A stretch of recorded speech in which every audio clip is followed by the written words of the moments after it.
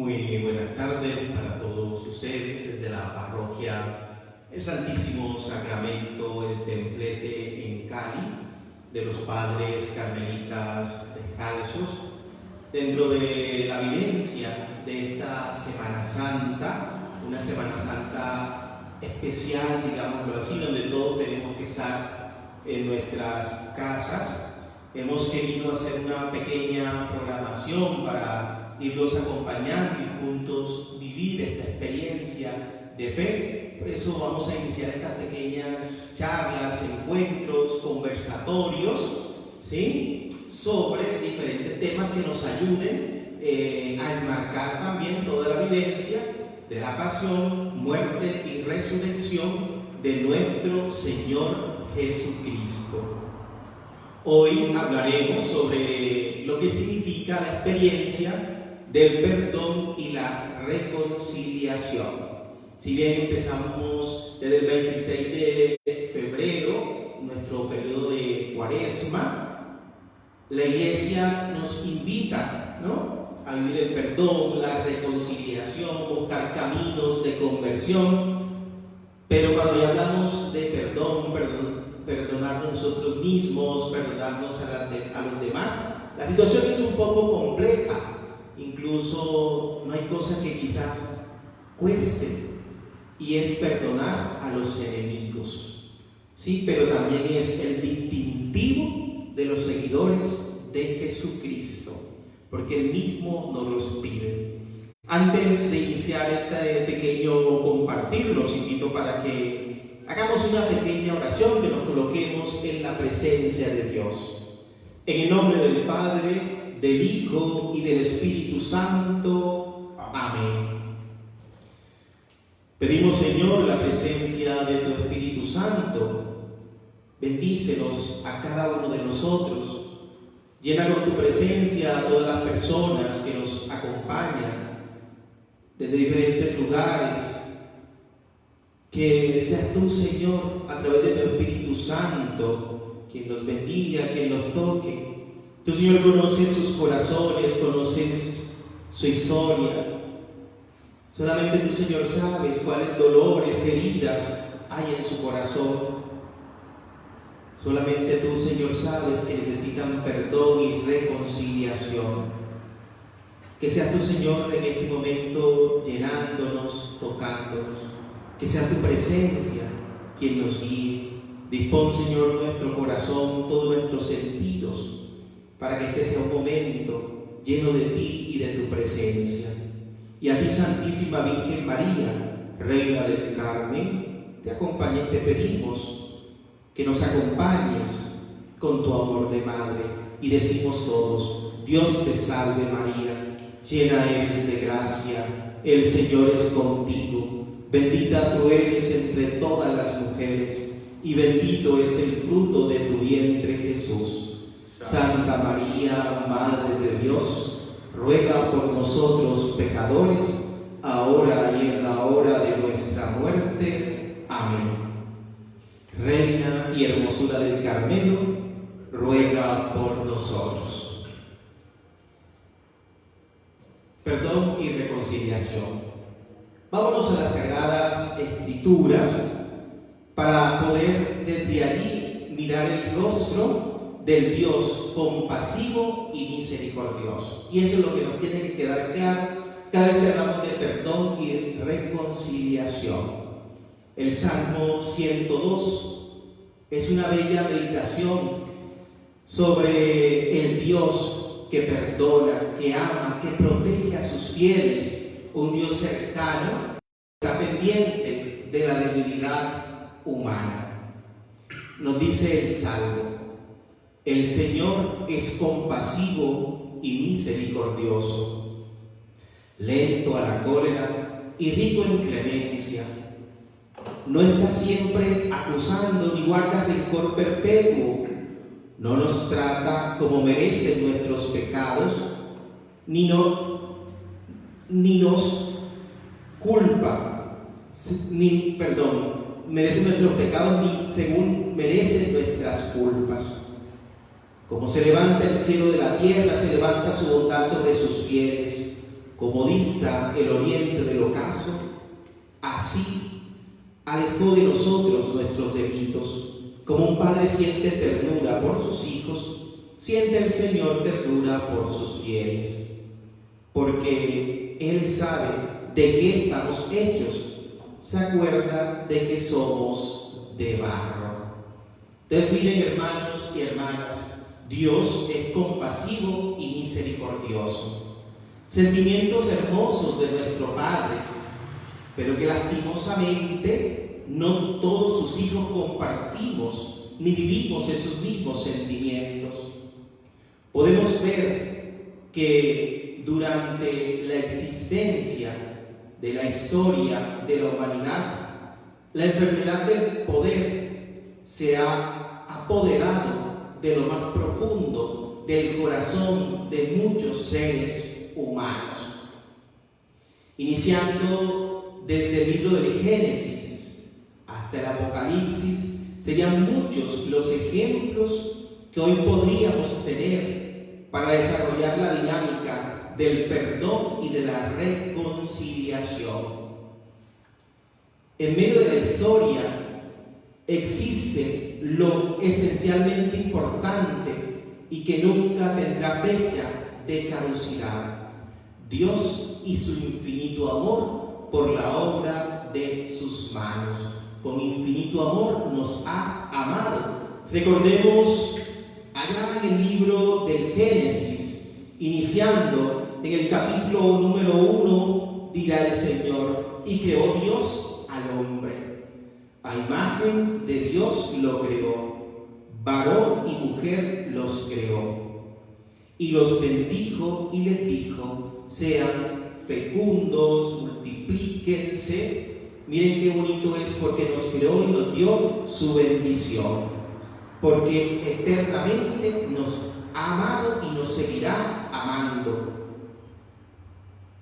En palabras de Santa Teresa de Jesús, nuestra madre fundadora, ese Dios de la misericordia nunca se cansa, es grande, es un manantial de amor.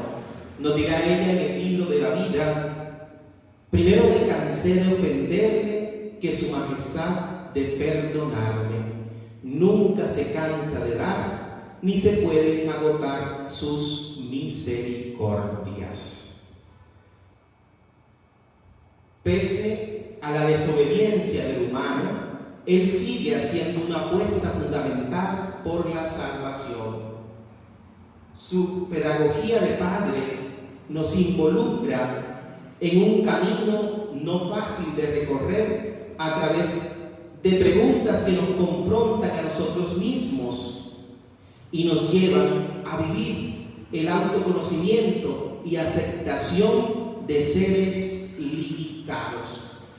Allí los invito para que nos vayamos nuevamente al libro del Génesis, y voy a compartirles en el capítulo 4, donde dice: Yahvé dijo a Caín: ¿por qué andas irritado?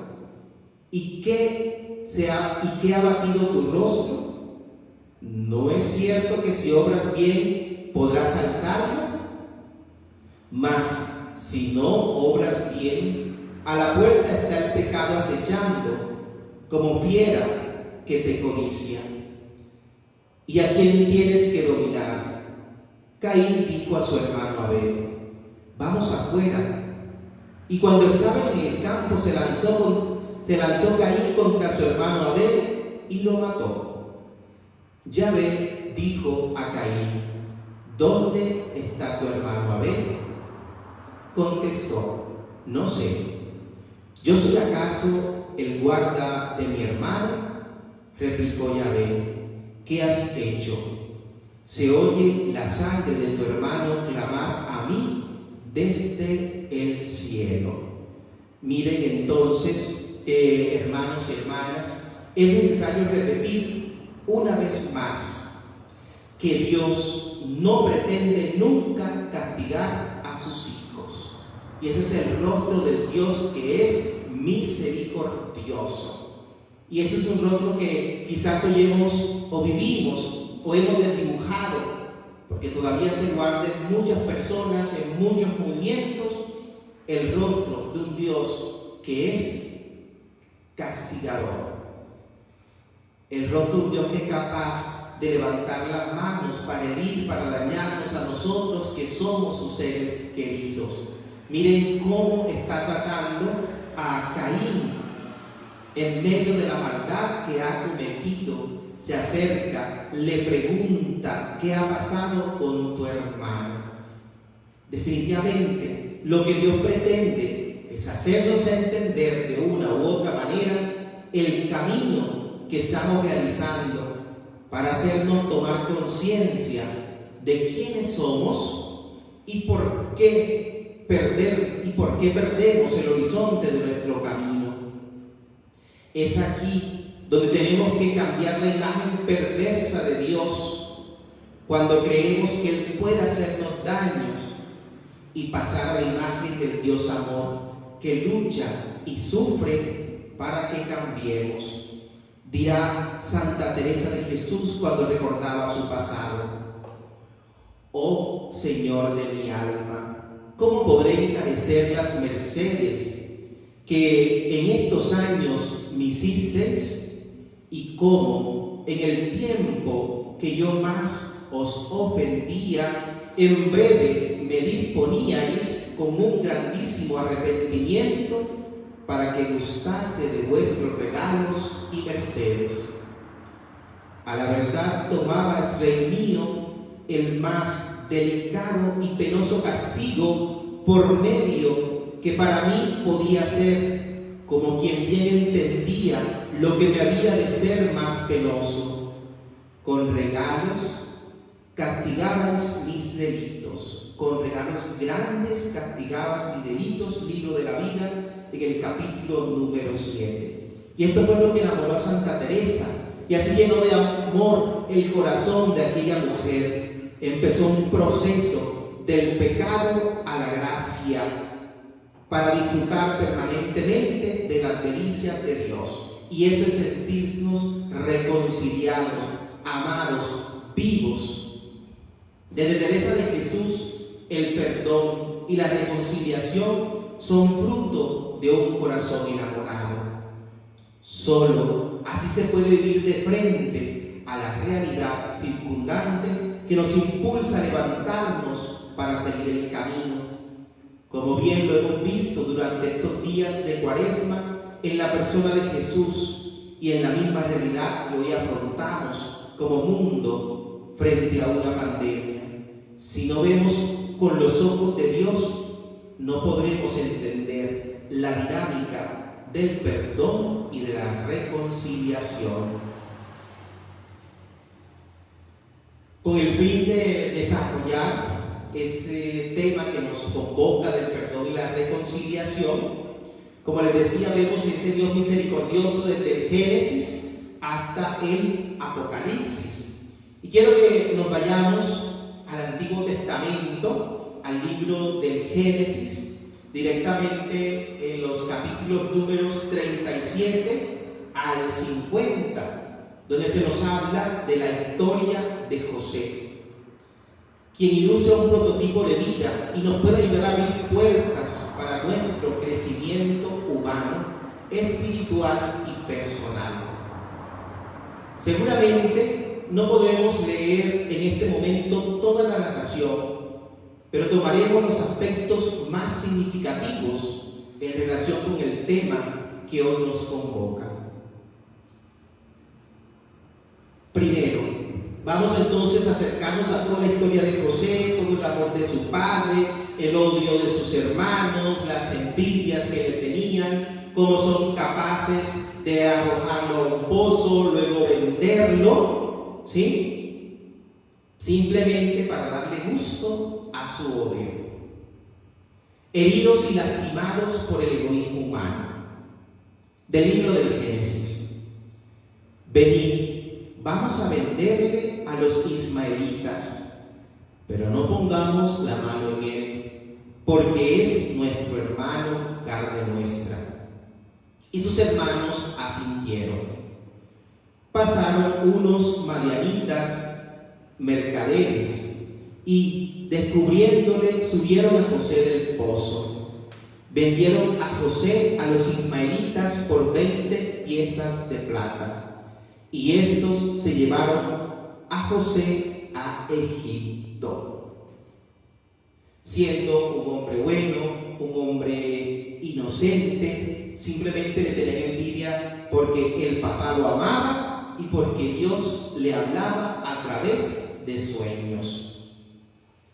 El dolor causado a un ser humano, en este caso, no está solo en relación con los celos de sus hermanos. Entra en juego la ambición del poder. Al inicio del capítulo 37 del Génesis, muestra cómo Judá tiene un comportamiento económico donde solo interesan las ganancias, olvidándose del factor más importante, el humano. Es decir, vendámoslo, salgamos de este y nos queda plata. Tuvo más valor el dinero que la sangre. Vender a José como esclavo es signo de una ganancia económica y al mismo tiempo es la saciedad que triunfa sobre el propio egoísmo a precio del hambre y la desgracia de un hermano. La peor herida que los hermanos de José le han causado no es la indiferencia, ni el egoísmo, ni los celos, sino el hecho de que su propia sangre decida hacer de él un esclavo. Su vida se transformó en mercancía de discreto valor. Sus palabras se apagaron para no incomodar. Su presencia se oscureció, su ternura se destruyó y el corazón de un hombre se redujo a la total catástrofe humana, la esclavitud. Y en este contexto de José, en el capítulo 37 del Génesis, podemos ir también nosotros mirando nuestra vida, porque también nuestros seres queridos nos han generado dolores grandes en el corazón. Quizás nos han llevado a la esclavitud, quizás hayan querido acabar con sueños, ilusiones y esperanzas. Y miren entonces que junto a la decisión de convertir a José en esclavo, se desencadena una serie de anomalías que desdibujan el bien ser de la persona. Los hermanos de José deben engañar a su padre con un vestido manipulado. Usurpan el puesto del amor y en su lugar colocan el vestido del poder. Juegan con la ingenuidad de su padre y se aprovechan de la nobleza de los años, causando un dolor insuperable, según el pensar humano. Incluso el padre de José simplemente dice: me llevaré a la tumba este dolor. Pero hay algo más. Su astucia no solo hace de José un esclavo, sino que ante las manos de su padre lo hace ver como un cadáver, el hijo amado entregado a la muerte a causa de la invención de sus hermanos. En tantas ocasiones de la vida es tan fácil jugar con los otros sin ser conscientes del mal que podemos causar. Porque en un caso nosotros podemos ser José y en otros momentos de la vida ser los hermanos de José, los que también se levantan para destruir a la sangre, los que son capaces de querer quitar del camino a los otros solamente por envidia. Jacob solo queda con la buena fe de sus hijos, no tiene nada más.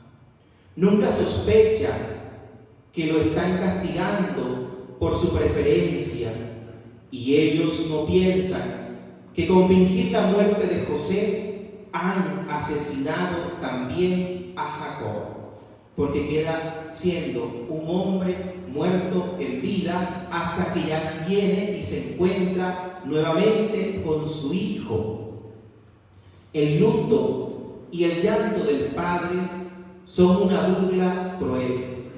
Es una pena que acompañará a Jacob por un largo tiempo.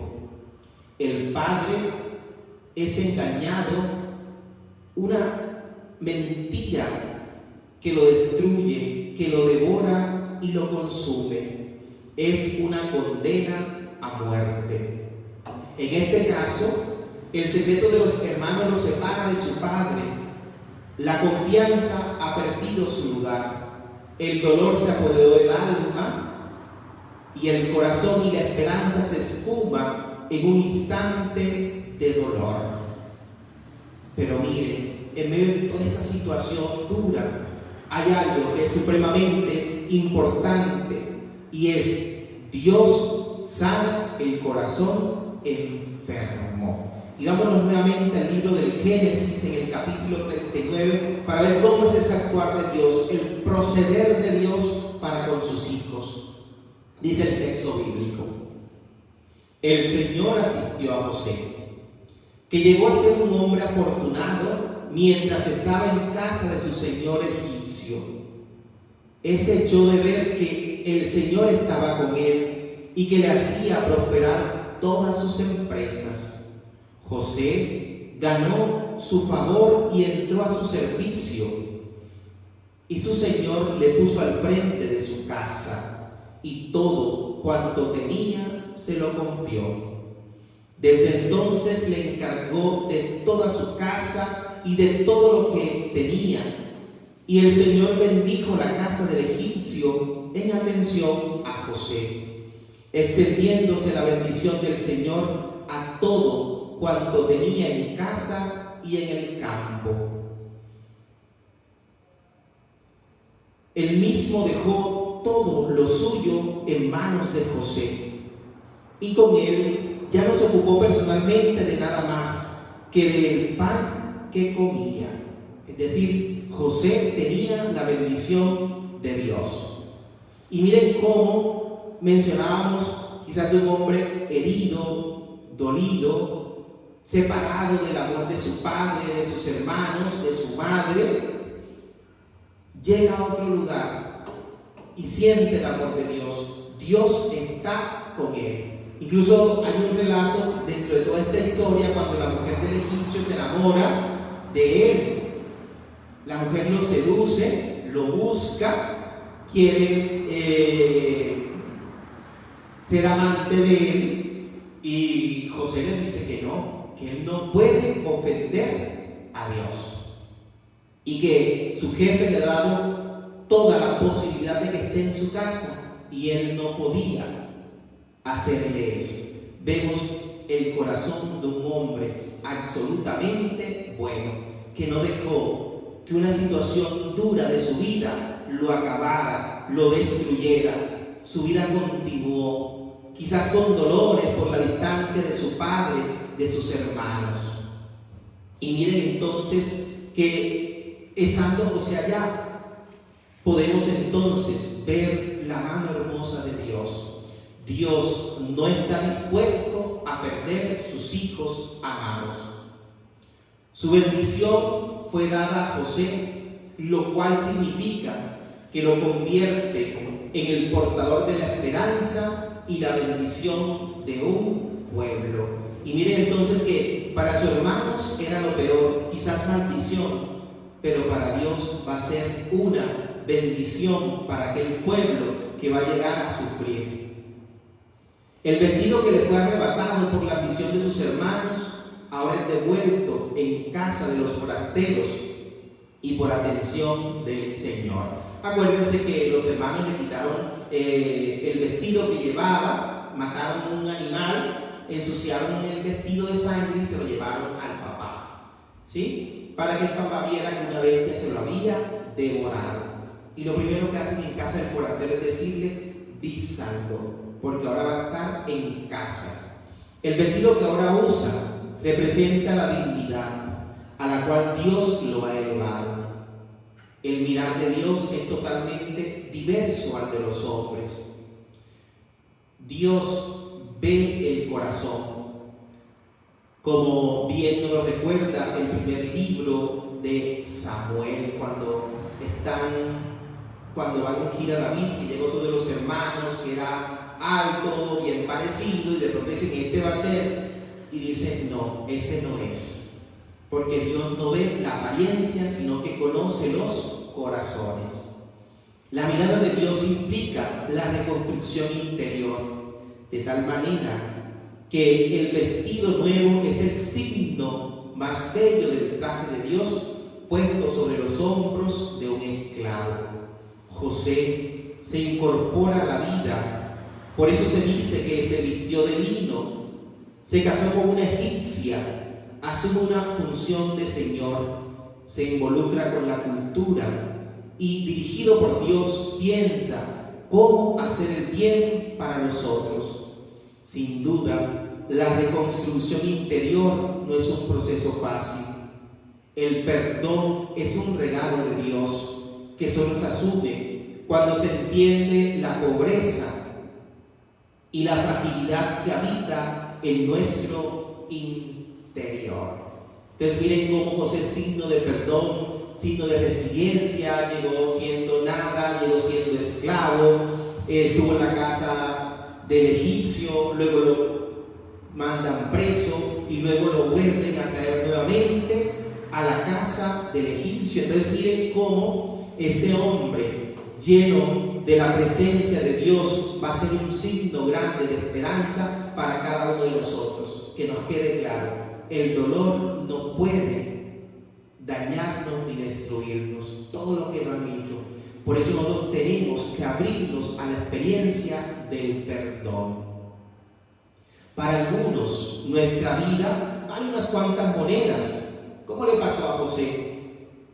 Para Dios, nuestra vida lo es todo. Y aquí podemos preguntarnos, hermanos y hermanas, ¿cómo no creer y levantarnos ante la grandeza del amor de Dios? Y ese creer es el que nos da la fuerza para levantarnos, para perdonarnos, para seguir, para perdonar a los otros. Miren que la historia de José es un relato de los inicios de la fe, por medio del cual comprendemos la dinámica del humano.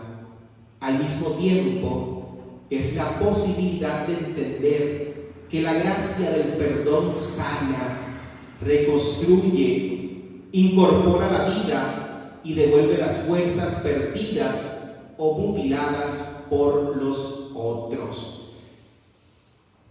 Esto es muy bonito, supremamente hermoso, porque entonces, cuando hablamos en estos tiempos de Cuaresma, en esta Semana Mayor, preguntémonos también cómo está nuestra fe y cómo estamos nosotros viviendo el perdón para poder reconstruir nuestra vida, para reincorporarnos a nuestro ser, para encontrar las fuerzas perdidas. Yo creo que ustedes se han dado cuenta que cuando estamos llenos de odios, de deseos de venganza, nos debilitamos, porque el alma se va dañando, parece que el corazón se fuera envenenando, y entonces dejamos de ser aquellos hijos de Dios, porque perdemos el horizonte.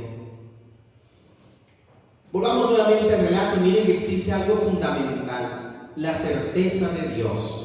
Así lo confirma el salmista cuando canta: si mi padre y mi madre me abandonaran, el Señor me recogerá. Salmo 27. Todo puede faltarnos en la vida, pero nunca nos faltará Él. Para llegar al perdón necesitamos estar desbordados de Dios. No somos nosotros solos, tampoco es nuestra potestad. Es la gracia de Dios que se derrama en nuestra vida. Miren que a veces nosotros solo luchamos por perdonar, y por eso se nos vuelve quizás un ciclo vicioso, se nos vuelve algo que nosotros no podemos realizar en nuestra vida, porque se nos ha olvidado que es potestad de Dios. Se nos ha olvidado que solamente Él nos da la gracia. Por lo tanto, tenemos que a través de la fe unirnos al que es perdón, para nosotros poder perdonarnos, perdonar a los demás y sentirnos reconciliados con Dios. Veamos entonces ahora cómo el perdón puede llevarnos a la reconciliación. Y miren que podemos mirarlo, entenderlo desde la respuesta del corazón reconciliado. Vamos al texto bíblico nuevamente en el libro del Génesis, en el 41. El hambre cundió por toda la faz de la tierra. Entonces José sacó todas las existencias y abasteció de grano a Egipto. Arreciaba el hambre en Egipto y de todos los países venían también a Egipto para proveerse comprando grano a José, porque el hambre estaba sobre toda la faz de la tierra. Y miren, entonces es allí donde se nos muestra que en el texto bíblico que el hambre obligó a los hermanos de José a desplazarse hasta Egipto para conseguir un poco de grano y poder comer. Se estaban muriendo de hambre. Y miren que lo que nunca pensaron fue encontrarse allí con el que convirtieron en esclavo. Nunca pensaron que la vida los volvería a mostrar aquel a quien desecharon, aquel que no servía para nada, según ellos. Pues bien, en este contexto, los hermanos de José se convirtieron en actores principales del relato bíblico. En principio, José asume la ventaja de reconocerlos y de hacerlos caer en un juego. Recuerda su dolor y su sufrimiento. Quizás pensaría en una venganza. Sin embargo, después da paso a otros sentimientos. Mire que esto es verdad. Cuando nos han herido, cuando han pasado personas por la vida que te han destruido, que han dañado tu corazón, que han jugado con tus sentimientos, sí, que te han hecho fracasar en la vida. Cuando has encontrado personas que han querido acabar con tu profesión, con tu carrera, con tu vocación, lo que nos llega al corazón son sentimientos negativos. Dirá nuestro Padre San Juan de la Cruz en la tercera subida, dice: el daño que al alma puede venir por medio de las noticias, de las memorias, es parte del demonio, el cual tiene gran mano en el alma por este medio, porque puede añadir formas, noticias y discursos, y por medio de ellos afectar el alma con soberbia, avaricia, ira, envidia, etc. Y poner odio, amor vano y engañar de muchas maneras. Es decir, cómo el enemigo se aprovecha de esos momentos en que nos han hecho daño para dañar nuestro corazón. Y quizás fue lo que pudo haber pasado en un primer momento en la vida de José, cuando llama a los hermanos, dice que de pronto son espías, no sé ellos, lo manda para la cárcel, pero después de todo eso hay un juego, ¿sí? Pero miren que a pesar de toda esa primera realidad, a José lo sigue moviendo el amor de sangre, lo sigue moviendo los latidos del corazón del Padre, la ternura y el amor por sus hermanos. Y por eso va cambiándoles entonces el juego. Y aquel hombre que habían herido y que habían dañado, simplemente va preguntando por la familia, preguntando por el papá, les pregunta que si tienen otro hermano. Y los hermanos, quienes aún cargan a su espalda la venta del más pequeño, no entienden el proceder del administrador de Egipto. Los hermanos quedan totalmente sorprendidos. ¿Y por qué nos interpela? ¿Por qué nos pregunta? ¿Por qué nos cuestiona? ¿Por qué nos está juzgando de algo que no es? Pero en medio de toda esa realidad hay algo. José se interesa por sus vidas, pregunta por la historia familiar, les da comida en abundancia, les retorna el dinero. Cuando ellos los mandan con el grano que se devuelvan nuevamente, allí les habían metido dentro del grano el dinero de la inversión. Y miren que antes de eso los invita a un banquete en su casa. En verdad, nada de esto tiene sentido si vivir primero el perdón y entrar en la experiencia de la reconciliación. José había perdonado a sus hermanos antes de que llegaran con hambre. Fue tanto lo que tenía que agradecer quizás a Dios de habernos salvado, de haber roto las cadenas de la esclavitud, de haberle dado un puesto en la casa de un pueblo diferente, que eso sanó inmediatamente su corazón. La experiencia del amor de Dios. Paradójicamente, los hermanos ahora sienten la angustia de tener que dejar a uno de los suyos como rehén en la tierra de Egipto. Sentimiento que no apareció al momento de vender como esclavo al menor de ellos. Porque José, cuando habla con ellos, dice: uno de ustedes tiene que quedarse, vayan y tráiganme al hermano menor, que se haya quedado cuidando al papá. Entonces miren cómo al menor sí les importaba, ¿no? Les daba miedo de traerlo acá a Egipto, pero con José no tuvieron ningún tipo de compasión. Y José va descubriendo todo eso. Y toda esta realidad pudo levantar nuevamente, abrir la herida en José, pero no, está con Dios, ha perdonado. En efecto, la reconciliación implica el nuevo vestido del que tanto se habla en el texto, como también hace ver el Evangelio de Lucas al hablar de la parábola del Padre misericordioso. Hermanos y hermanas, la reconciliación nos hace siervos al estilo de Dios, postrados ante los otros con el alma desnuda, con el corazón expuesto, con las lágrimas en las mejillas y con el amor intacto para volver a creer. Vamos nuevamente al texto bíblico que dice: al entrar José en casa, le presentaron el regalo que llevaban consigo y se inclinaron hasta el suelo. Él les saludó y les preguntó: ¿vuestro anciano padre de quien me hablasteis vive aún?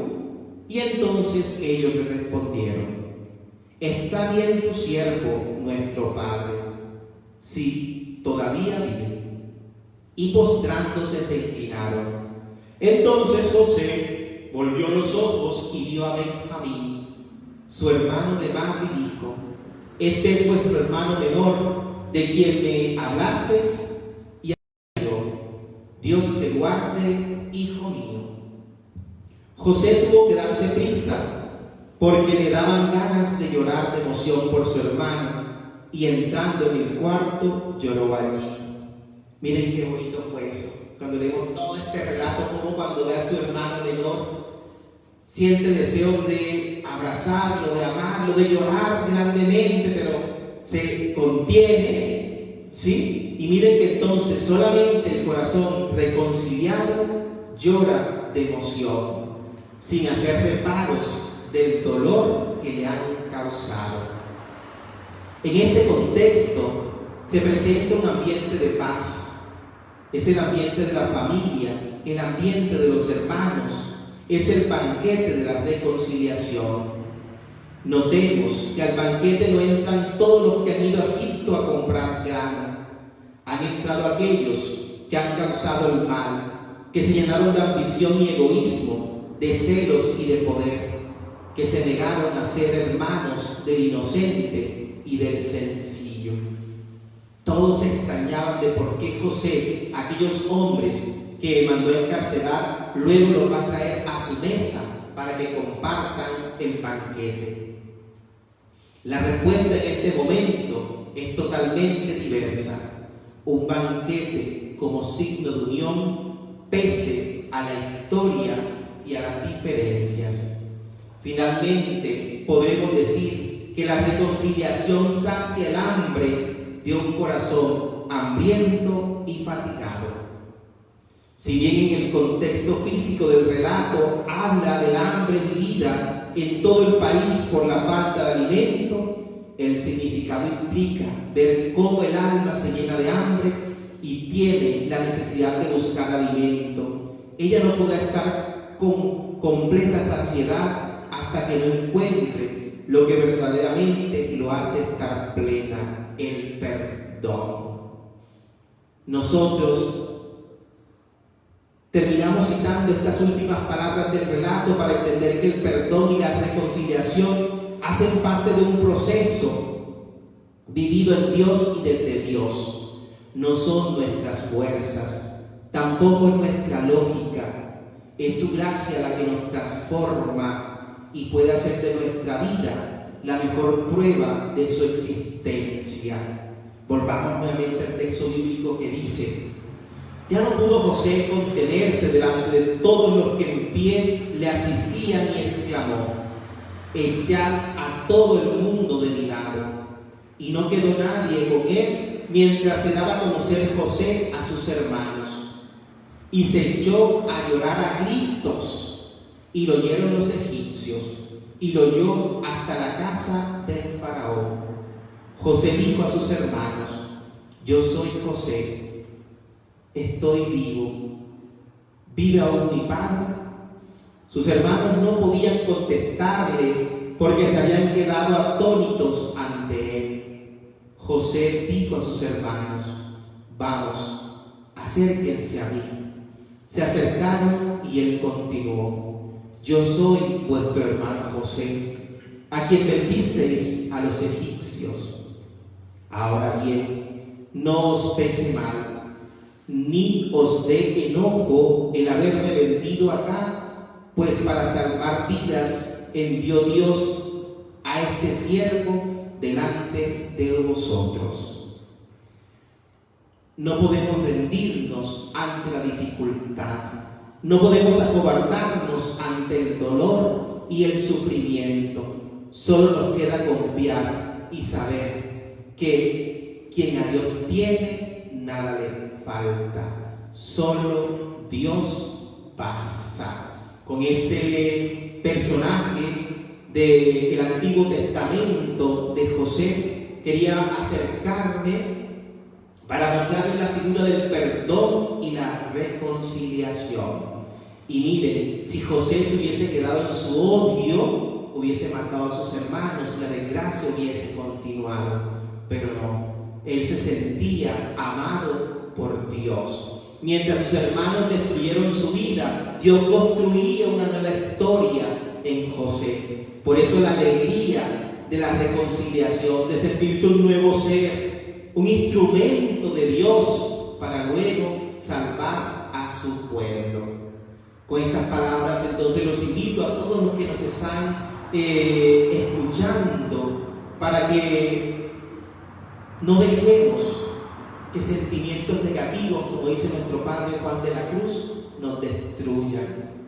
Matriculémonos en la escuela del perdón y empecemos este camino, sacando del corazón tantas cosas que nos dañan, que nos destruyen, porque quizás somos buenos para llevar, ¿sí?, en la cuenta de todas las personas que nos han hecho daño. Vamos cargando sobre los hombros tantas realidades negativas que siempre terminan destruyéndonos y dañándonos. Hagamos como José, soltemos todo eso, empecemos a construir con Dios una historia, dejemos que Dios nos ayude, nos levante, bendigamos a los que nos han hecho daño, amemos a Dios y dejemos entonces que la vida nos lleve a sentirnos amados y reconciliados con Dios. Perdonar y reconciliar, perdonar y amar a Dios, a los que nos han hecho daño, y amarnos a nosotros mismos es signo de un camino de fe, de un camino de oración. Es darle sentido a la vida. No nos cansemos nunca, como decía Santa Teresa de Jesús, de buscarlo, ¿sí? Porque Él no se va a cansar de amar y nunca se puede cansar sus misericordias. Dios siempre está mirando, dice Teresa de Jesús, por dónde tomarnos, por dónde conquistarnos, como viviendo dirá ella. Bendito seáis vos, Señor, que tanto me habéis sufrido. Perdonemos para que sintamos el amor de Dios. Qué bonito es que en este día tengamos un gesto de cariño y llamemos a todas esas personas que nos han hecho daño, llamemos a las personas a las que nosotros hemos dañado y en nombre de Dios perdonemos y pidamos perdón. Y disfrutaremos de la reconciliación de Dios y comprenderemos cuán lindo es Dios, cuán rico es sentir el abrazo del Padre misericordioso que nos reviste, que nos ama y que nos quiere siempre a nuestro lado. Que estos días santos, que estamos en la Semana Santa, nos ayuden a confiar más en Dios y a buscar más en silencio la oración y la contemplación, y que tengamos gestos concretos del amor a Dios, viviendo el perdón y la reconciliación. Que la Santísima Virgen María, la Madre de Dios, nos ayude a cada uno de nosotros. Terminemos ese momento encomendándonos a ella diciendo: Dios te salve María, llena eres de gracia, el Señor es contigo, bendita tú eres entre todas las mujeres y bendito es el fruto de tu vientre Jesús. Santa María, Madre de Dios, ruega por nosotros los pecadores, ahora y en la hora de nuestra muerte. Amén. Los seguimos invitando para que sigan conectados con nosotros a través de nuestras redes sociales, en el Facebook Parroquia del Santísimo Sacramento El Templete. Mañana a las 8 de la mañana tenemos la celebración de la Eucaristía y también a las 5 de la tarde nos encontraremos en este mismo lugar, en este mismo espacio, a esta misma hora, para seguir encontrándonos a través de estas pequeñas reflexiones que nos ayuden a vivir el Triduo Pascual. Que tengan todos una bonita noche, que Dios los bendiga y los acompañe.